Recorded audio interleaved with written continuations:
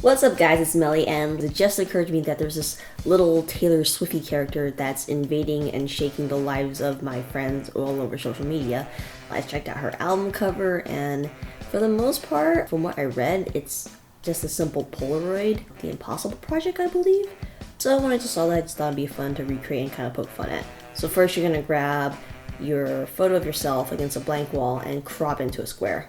I'm processing this image through Lightroom 4 right now, so I'm just taking out my blemishes and I'm just going to try to process the colors and tones of this photo to get that washed out look as much as possible. A big key in making this photo believable is taking out the contrast and taking out a bunch of the details that a DSLR camera will capture. It's actually kind of ironic if you think about it. We spend so much money these fancy cameras and fancy lenses, and here we are degrading everything back into a Polaroid. Nothing against Polaroids.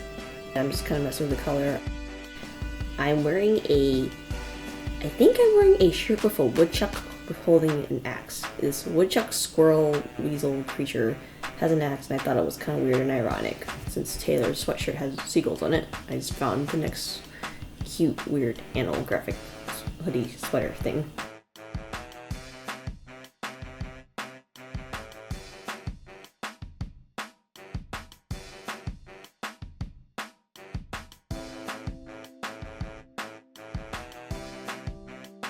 Alright, so once you finish processing, you open the image into Photoshop. Right away, I'm just going to go ahead and save the image into a PSD because recently my computer's been having strange issues with Photoshop crashing and I have to restart my work.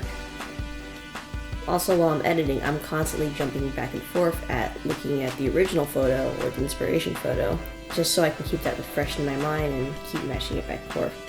So first, I'm going to clean up my skin and clean up the hair by using frequency separation. I've been doing it for so long that I have a built-in action ready to go on Photoshop. So just clean up my hair a bit, get that out of the way. Shoo, shoo, shoo, go away.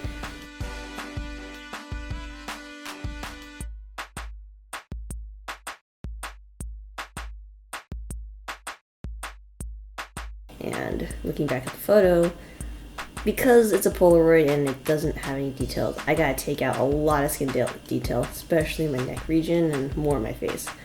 You want to be as washed out as possible. Goodbye, wonderful DSLR quality photo.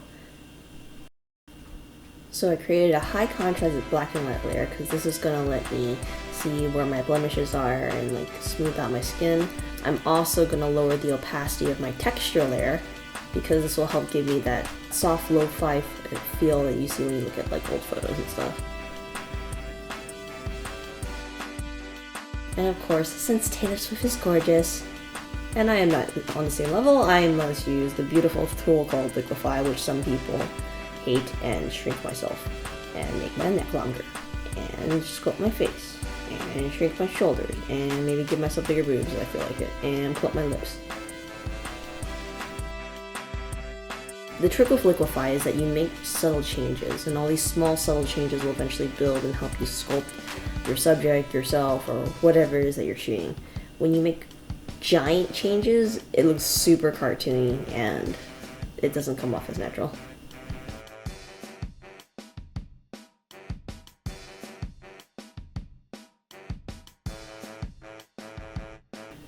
Alright, so I'm gonna go ahead and say okay. I am skinnier, kinda. Alright, so, okay, I gotta use the clone stamp and shut my mouth. Come on, shut up, Melly. Ah, clone that mouth away. Clone, clone, clone, clone, clone. Heal, heal, heal. Alright, now I gotta make my lips all voluptuous and plump and red. Because Taylor, when you look at her images, she has this iconic bright red lipstick that's always perfectly shaped.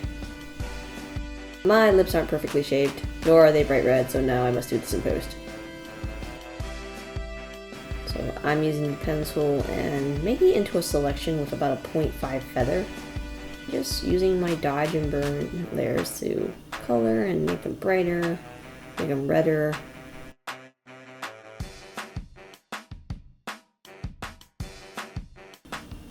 And of course, gotta keep cleaning up my skin.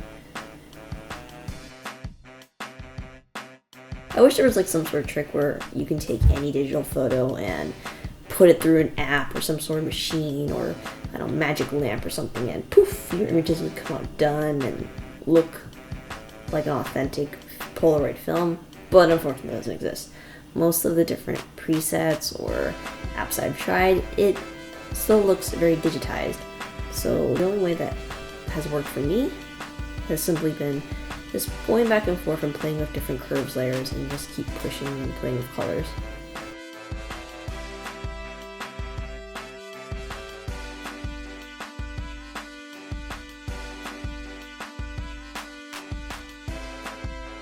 So I'm using CS6 to edit, and CS6 comes with like different blur filters or blur tools. So now I'm using a field blur at a radius of 15 pixels to soften up my image a little more. Now, when you look at the original image, you can kind of see that there's this reddish magenta vignetting going on in the corners. So I'm just going to try to create that using a curve layer. I personally like using the gradient tool to set up where the corners of my vignette are going to start, and then using a paintbrush tool to kind of paint in specifically where I want the vignette to fall and where I don't want it to fall. Alright, so once you're done editing the photo portion of the Taylor Swift 1989 album cover, you gotta stick yourself into a Polaroid frame and right on top of it. For that, I already have a Polaroid PSD that I created for a project before, which I will provide for you guys in a download link at my blog. Alright, so just drag yourself in there and resize to fit.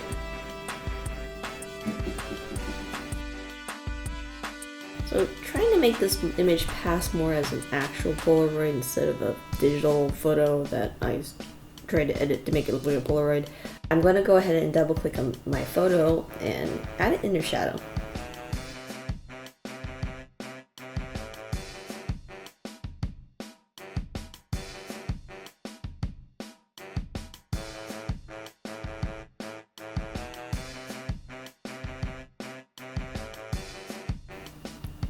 Next, I gotta sign my photo.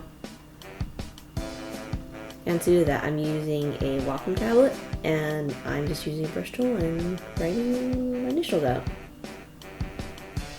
It's important to have the pressure sensitivity enabled on your tablet.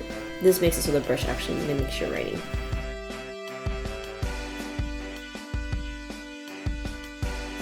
And now just to add some subtle details. And by subtle details, I just mean more color adjustments. When you look at the original artwork, you can tell the Sharpie isn't quite black. So I'm just going to go ahead and add some blue into my writing.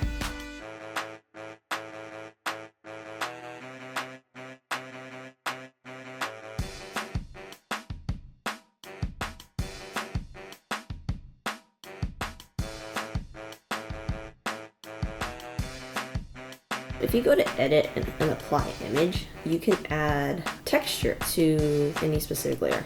Unfortunately, in this case, only when you're like zoomed in at like 100%, that's when you can appreciate these little details. I want to add texture onto the writing portion so that it doesn't look like I just photoshopped my writing, and I want it to look like the writing was actually on the actual Polaroid film.